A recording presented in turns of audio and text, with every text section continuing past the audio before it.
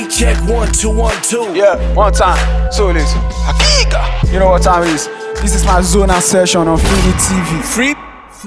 Mi wá bí wá pariwo, ẹ jẹ́ kí n sáré motivate yín wọ state yín, but mo ní skan mo lè ti gbábọ̀ gate yín.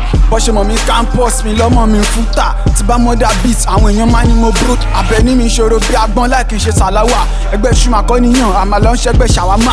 Tó bá ń kó lóríire láyé, ẹ̀yìn ayé kàwámà. Dẹ̀mọ̀ táwọn máa wá wà, parent àmọ̀ pàkàrà wà. My flows no dey long, cause I dey measure the length. Tí bá ń gbé nílé mi rent, ìyẹn ò ní kí wá relent. No I can't, èmi tí mo mọ̀ dọ́là yàtọ̀ sí cent. Judas gan give up, ó pa Jésù kó tó repent.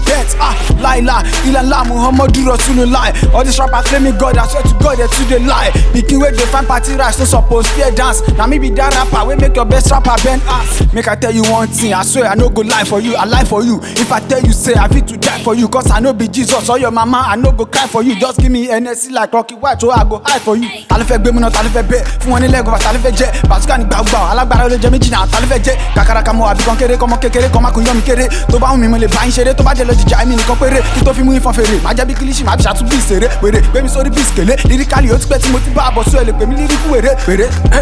Kéèyàn kan má rí mi fín torí mi lò ṣàbí àfin, kò sí méjì lágbàlá ẹ mọ̀ pọ̀ bákan ló láfin. Sọtẹ́gùn mi bá ti bínú, mo ti mọ àwọn tó máa fín, lírikálì tí n bá gbá bí ata mo mọ àwọn tó máa sín. Tẹ́tí gbọ́ tó bá dúrà kò sẹ́lẹ̀ mi ẹ̀, bọ̀tẹ́lẹ̀ mi ẹ̀ bá wà 50 seconds ọmọ àgbẹ̀mí ẹ̀ lórí beat tàti jagun tàmọ́ bá tún tàti yẹn. Sọ́rápà tí ò bá gbọ́ fodórin tí ẹ̀ka tó yẹ yẹn, lébẹ̀ nídìí autograph mi ṣé mi lálága council. Mo máa rí future mi tí n bá ti wéwé sínú pásù, jókòó sórí throne mi chilling in my castle. Say my money prayers to the Lord ẹlẹ́dàá máa sùn.